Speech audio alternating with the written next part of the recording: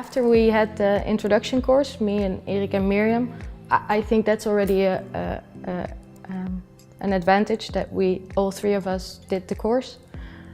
We were very excited, and we were thinking, oh, we need to change our entire organization, and we need to get rid of everything we have and start all over again. And we made really big plans, and then all of a sudden we thought, no, wait, because we only need to change things when there's tension.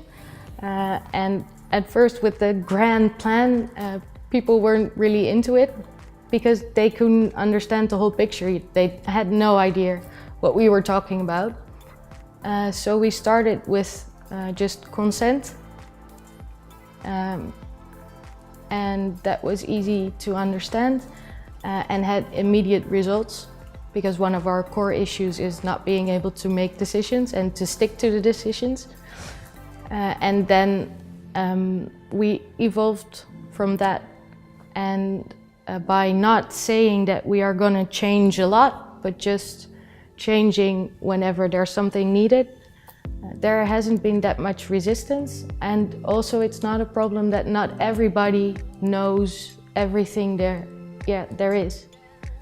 A part is an organization consisting of only freelancer, because we want to make sure that people contributing to Part do that because they really want to, and not because it's their job or because, well, of any other reason. And in the beginning we were very small, just 5 people, and then we started growing, and now we're with 15.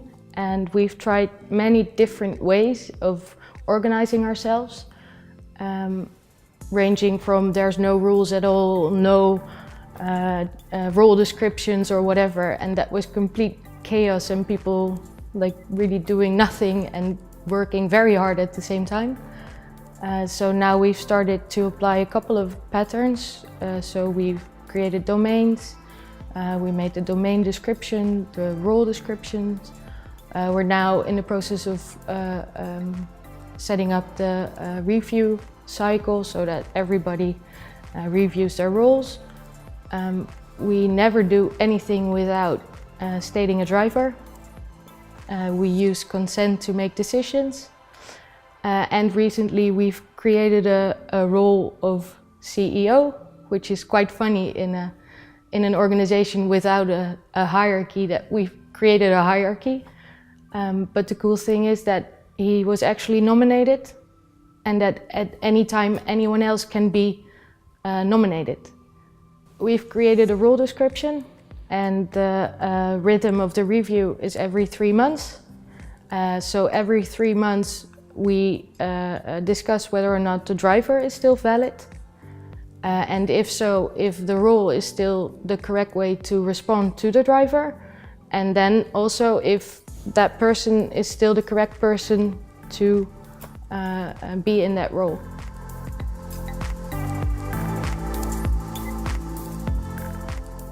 Chaos. Yeah. I think it was also chaos because we ourselves were still learning. So in the beginning I was very strict.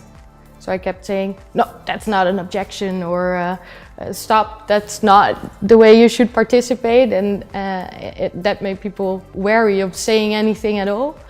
And Erik, on the other hand, was more laid back, but that also didn't result in anything actually, because that started a new discussion. So then we stopped and we explained it more clearly, and also explained the artful participation.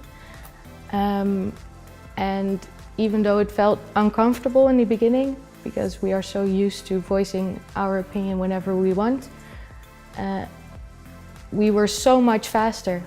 And after making the decision for the first time, following all the steps, everybody was like, okay, what just happened? And they were surprised that they actually felt heard and that they got a say, even though it was so much shorter. I think that most important is that people understand that it's okay to try something. So that's what I've learned, to just trust, and that if you evaluate after everything you do, then there's no harm done. Then the only thing that can happen is that you decide not to do it again.